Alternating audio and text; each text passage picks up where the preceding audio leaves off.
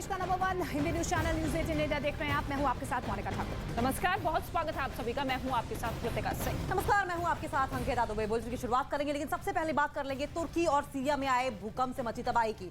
तुर्की और सीरिया में आए भूकंप ने भयानक तबाही मचाई है। इस भूकंप ने मरने वालों की संख्या लगातार बढ़ रही है और संख्या ने सभी रिकॉर्ड भी तोड़ दिए हैं।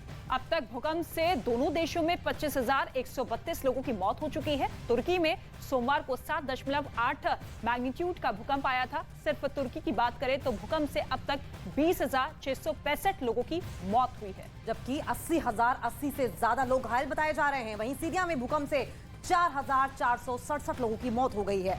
जबकि आपको बता दें कि 5,338 से ज्यादा लोग घायल बताए जा रहे हैं। तो लगातार मरने वालों की संख्या बढ़ती हुई नजर आ रही है।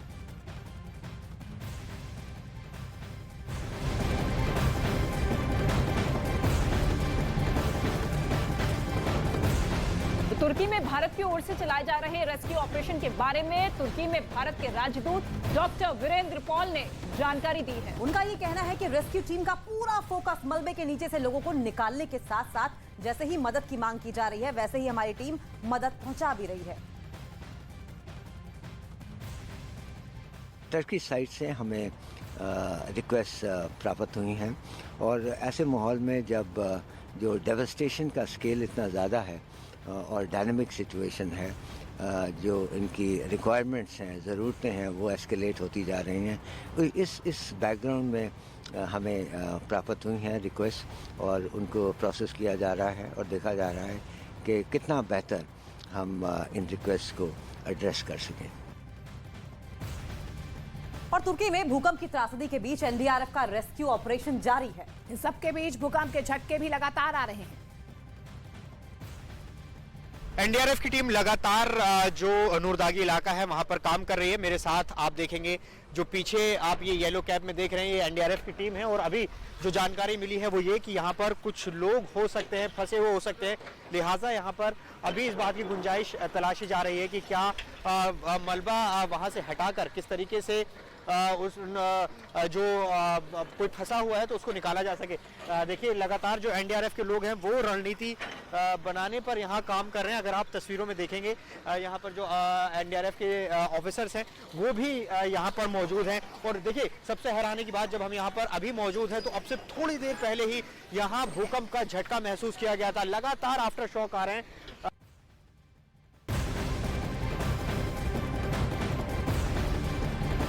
तो तुर्की और सीरिया में आए विनाशकारी भूकंप से अब तक 25,000 से ज्यादा लोगों की मौत हो चुकी है। वहीं 90,000 के करीब लोग घायल हैं, जिनका अस्पतालों में इस वक्त इलाज चल रहा है। ये 6 तस्वीर आप देखिए किस तरीके से जो दरारें हैं वो भयानक दरारें दिखती हुई नजर आ रही है। गांव के गांव उजड़ते हुए नजर आ रहे हैं। मलबे के नीचे जिंदगियां दबी हुई हैं। हालांकि कई जिंदगियों को बचा लिया गया है, लेकिन जिस तरीके से दिन ब दिन बीतता हुआ समय नजर आ रहा है उससे अब संभावना जिंदगी बचाने की बेहद कम होती हुई दिखाई दे रही है। देखिए किस तरीके से एक्शन में एनडीआरएफ की टीमें दिखाई दे रही हैं और एनडीआरएफ की टीमों के द्वारा जो अस्पताल बनाया गया है वहां पर तुर्की में इस त्रासदी में जो घायल हुए लोग हैं उनका इलाज किया जा रहा है। सीरिया में भी महातबाही देखने को मिली है, जिसमें बताया जा रहा है कि लगभग जो मौत का आंकड़ा है वो 5,000 के करीब पहुंचने वाला है, बर्बाद हो चुका है। भारत समेत दुनिया के कई देश अब तुर्की में रेस्क्यू ऑपरेशन चला रहे हैं।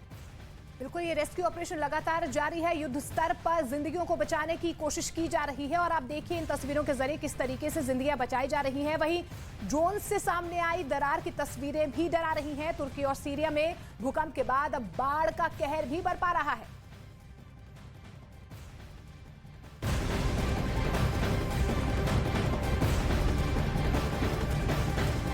सोमवार को आए भूकंप के बाद तुर्की और सीरिया में मुसीबत कम होने का नाम नहीं ले रही है। तुर्की की बात करें तो वहां 1700 आफ्टर शॉक्स आ चुके हैं और लगातार आफ्टर शॉक का सिलसिला अब भी जारी है। और ऐसे में तुर्की और सीरिया पर बाढ़ का खतरा बढ़ गया है। बिल्कुल, जहां पर दोनों देशों की सीमा पर बहने वाली अरोंचस नदी पर बने बांध में पहले दरारें आई और फिर वो टूट गया, जिसके बाद वहां के कई शहरों में कई फीट पानी आ गया।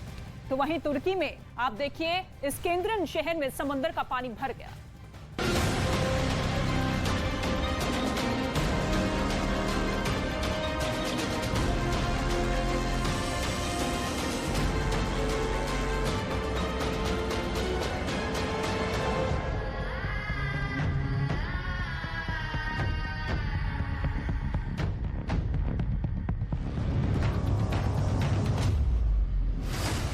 सीरिया पर टूटा मुसीबत का बांध।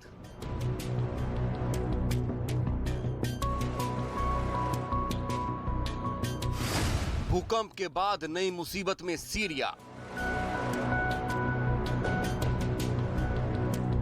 सोमवार को आए भीषण भूकंप के बीच सीरिया में नदी पर बांध अचानक फट गया, जिसकी वजह से सीरिया और तुर्की के बॉर्डर पर बसा अत-तलूल शहर पूरी तरह पानी में डूब गया। बताया गया कि 3 दिन पहले आए भूकंप की वजह से बांध में दरारें पड़ गई थी और जब बांध टूटा तो वहां तबाही आ गई। बांध के टूटने के बाद पूरे इलाके में पानी भर गया। शहर में बने मकान पानी में डूब गए। सड़कों पर बांध के पानी ने कब्जा जमा लिया। हालात ये हैं कि जान बचाने के लिए लोग सुरक्षित जगहों पर पलायन कर रहे हैं। मतलब ये कि विनाशकारी भूकंप की मार झेलने के बाद सीरिया के सामने अब बाढ़ से निपटने का संकट खड़ा हो गया है।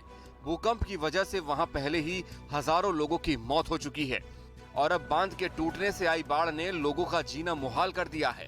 खबरों के मुताबिक 6 फरवरी की सुबह आए विनाशकारी भूकंप की वजह से सीरिया के अत-तलूल शहर के पास मौजूद एक बांध में बड़ी-बड़ी दरारें पड़ गई थीं और फिर 3 दिन बाद बांध अचानक फट गया, जिसकी वजह से अत-तलूल शहर का एक बड़ा इलाका पानी में डूब गया।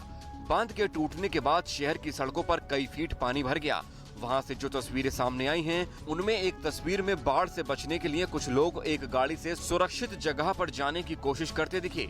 तभी गाड़ी का एक टायर पानी से भरे गड्ढे में फंस गया, जिसकी वजह से गाड़ी एक तरफ झुक गई। गड्ढे में गाड़ी के फंसते ही उस पर सवार एक बच्चा पानी में गिर गया और देखते ही देखते वो डूबने लगा। इसके बाद आसपास मौजूद लोग बच्चे और दूसरे लोगों को बचाने के लिए दौड़ पड़े और फिर किसी तरह गाड़ी पर सवार लोगों को बचा लिया गया। शहर में भरा कई फीट पानी।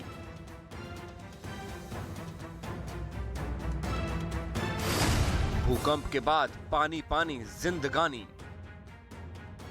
इस तरह की कई तस्वीरें शहर से सामने आईं, जिनमें हर तरफ सिर्फ पानी ही पानी नजर आया।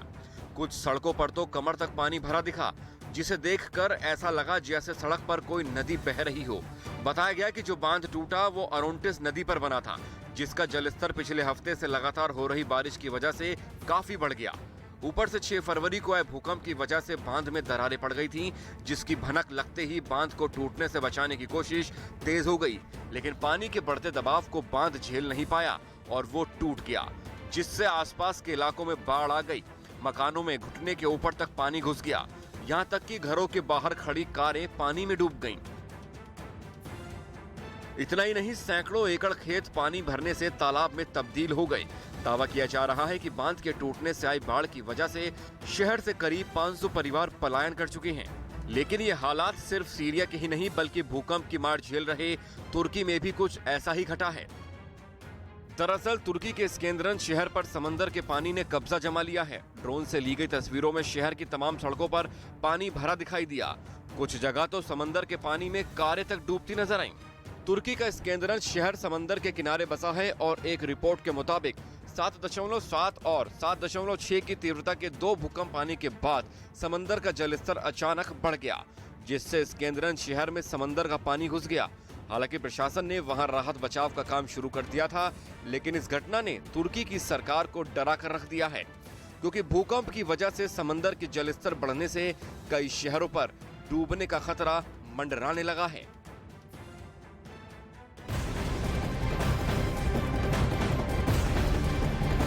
और तुर्की में आए भूकंप के बाद जैसे जैसे समय बीतता जा रहा है, जिंदगी बचाने की जद्दोजहद में ऐसे खोजी कुत्तों की अहमियत और ज्यादा बढ़ती जा रही है। तुर्की के नोरदाग इलाके में मलबे में दबे लोगों को एनडीआरएफ के खोजी कुत्ते खोज रहे हैं। एनडीआरएफ की कुल 6 खोजी कुत्ते अभी राहत और बचाव काम को अंजाम दे रहे हैं।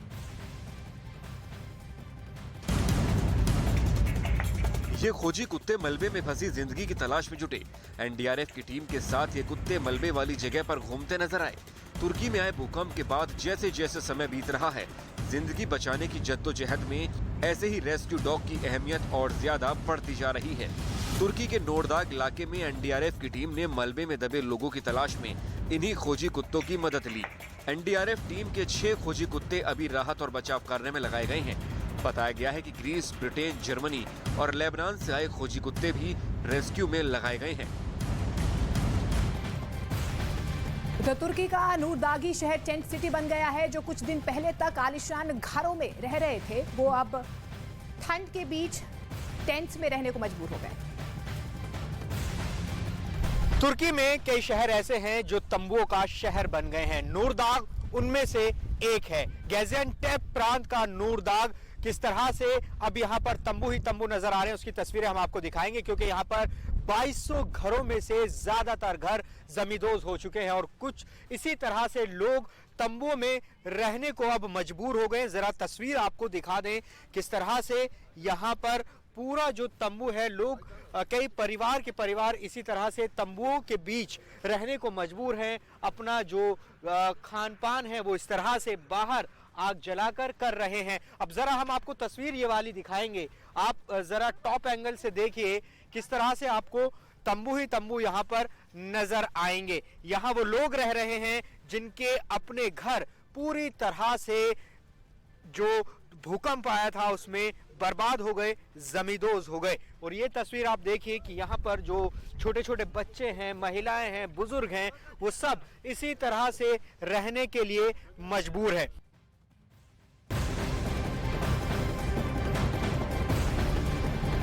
तुर्की में भूकंप से अब तक हजारों लोग मौत के मुंह में समा चुके हैं। तबाही और बर्बादी के बीच लोग त्राहिमाम कर रहे हैं, लेकिन इन सबके बीच भी उम्मीद जिंदा है। वहां से हैरान कर देने वाली तस्वीरें सामने आई हैं, जिसमें कुत्ता अपने मालिक का इंतजार पिछले 5 दिनों से कर रहा है, जबकि उसका मालिक अभी तक मलबे में ही दबा हुआ है।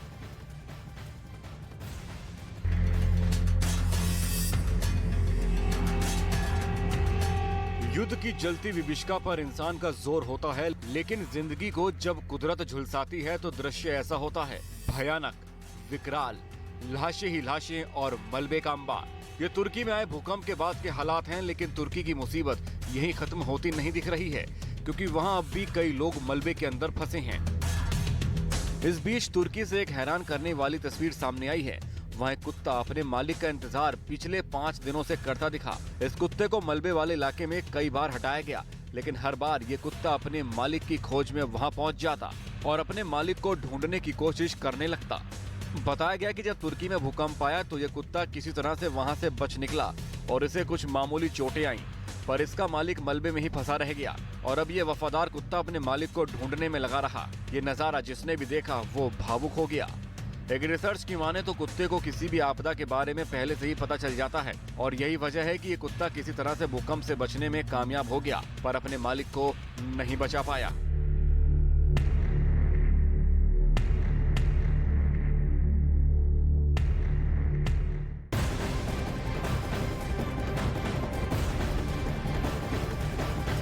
तुर्की में अभी भी मलबे के नीचे से शवों के मिलने का सिलसिला जारी है।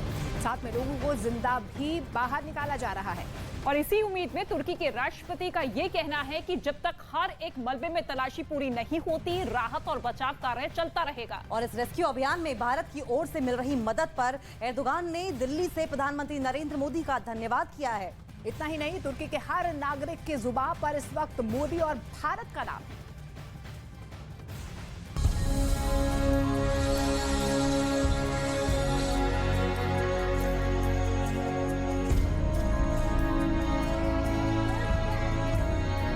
तुर्की में आए महाप्रलय के बाद अब बारी महारेस्क्यू अभियान की है।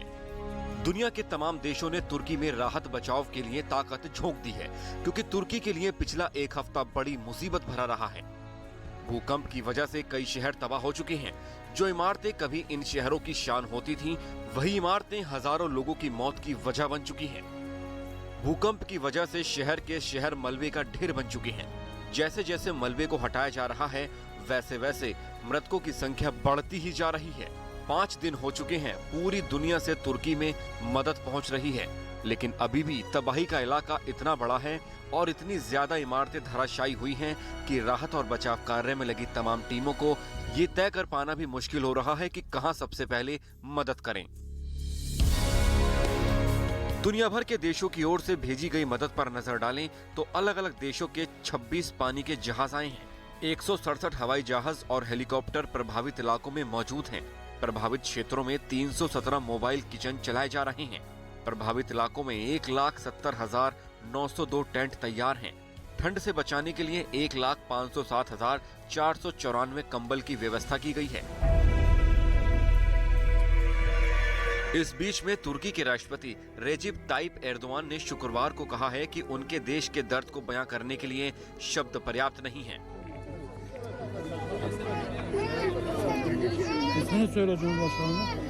Yaşadığımız acıyı tarif etmekte kelimelerin kifayetsiz kaldığını gayet iyi biliyorum. तुर्की के तेपेहन से ड्रोन फुटेज आई है जिसमें चारों तरफ तबाही ही तबाही नजर आ रही है। मलबे का अंबार देखकर ये कहा जा सकता है कि तुर्की में रेस्क्यू ऑपरेशन अभी लंबा चलेगा।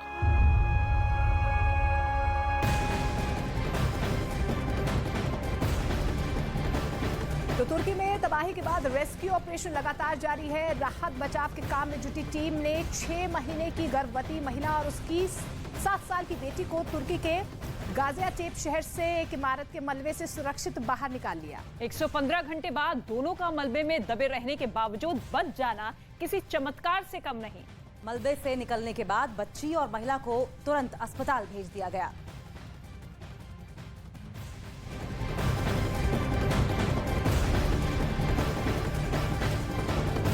तुर्की में मलबे में दबे लोगों को बचाने के लिए रेस्क्यू ऑपरेशन चल रहा है। भारत की रेस्क्यू टीम भी लगातार राहत बचाव में जुटी है। News 18 India reporter Javed Mansuri तुर्की में मौजूद है।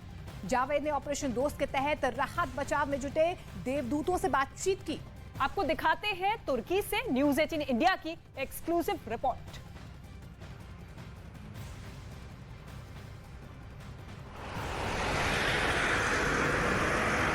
देखिए, इस वक्त हम गाजियाटेप प्रांत के नूरदागी में पहुंच चुके हैं और हम आपको तस्वीर दिखाना चाहेंगे किस तरह से तबाही भूकंप से हुई है और रेस्क्यू ऑपरेशन अभी भी चल रहा है। देखिए, एक इमारत की तस्वीर अगर आपको दिखाएं तो पूरी तरह से ये इमारत जमींदोज हो गई है। आप जरा यहाँ देखिए किस तरह की तस्वीर आपको नजर आएगी। जो मलबा है, मलबे का ढेर इसमें तब्दील हो गया है और अगर आप देखेंगे वहां पर रेस्क्यू ऑपरेशन चल रहा है और साथ ही जेसीबी खड़ी है।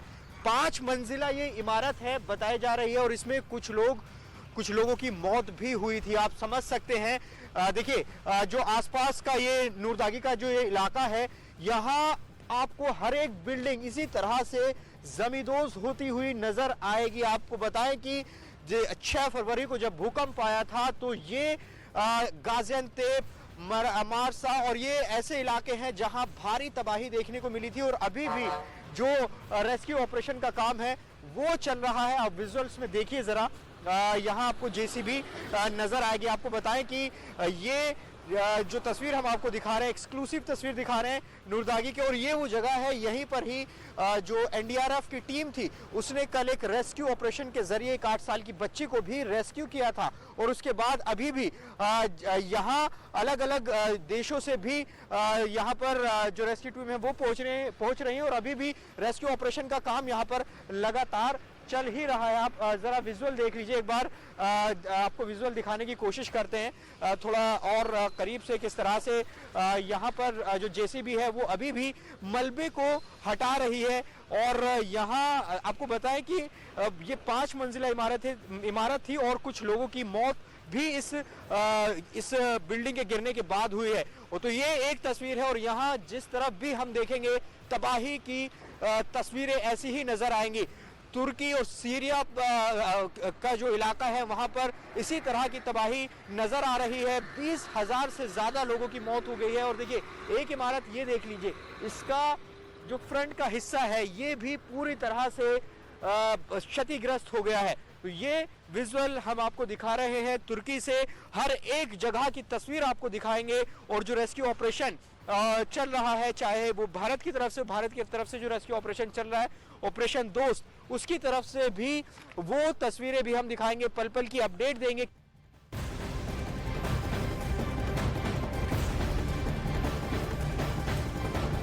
सीरिया में आए भूकंप के बाद भारत सरकार सीरिया की मदद कर रही है। इस बीच भारत में सीरियाई दूतावास ने एक लेटर जारी कर भारतीय लोगों से भी मदद के लिए दान करने की अपील की। इस लेटर में लिखा गया है कि हम समाज के सभी वर्गों के अपने भारतीय मित्रों से मदद की अपील करते हैं। भारत सरकार ने राहत सामग्री से भरा एक विमान पहले ही सीरिया भेज दिया था। जिसमें दवाओं के साथ साथ खाने पीने का सामान और कंबल मौजूद थे। एक बार फिर से भारत सरकार ने सीरिया को मदद भेजी है। सीरिया को भारत मदद तो पहले ही पहुंचा देता, लेकिन सीरिया की मदद के आड़े आए उस पर लगे इंटरनेशनल बैन। हालांकि अब भारत ने यूएन की मदद से अब मदद भेजनी शुरू कर दी है, सैंक्शंस के बावजूद भी।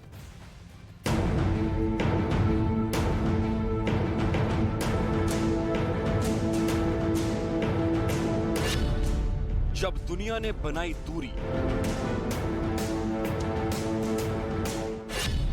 तब मोदी ने पहुंचाई मदद। सीरिया संकट पर आगे आया भारत। भूकंप से सीरिया में भले ही तुर्की के मुकाबले तबाही कम हुई हो, लेकिन सीरिया में मदद पहुंचाने में काफी मुश्किलें पेश आ रही हैं। तमाम पाबंदियों के बीच भारत ने सीरिया तक मदद पहुंचाई है। सीरिया में विनाशकारी भूकंप के बाद सीरिया के दूतावास ने भारत में लोगों से दान करने की अपील की। तुर्की के साथ साथ सीरिया को भी भारत की तरफ से बड़ी मदद भेजी जा रही है। संयुक्त राष्ट्र के जरिए जल्द ही भारत से भेजी गई राहत सामग्री सीरिया पहुंच जाएगी।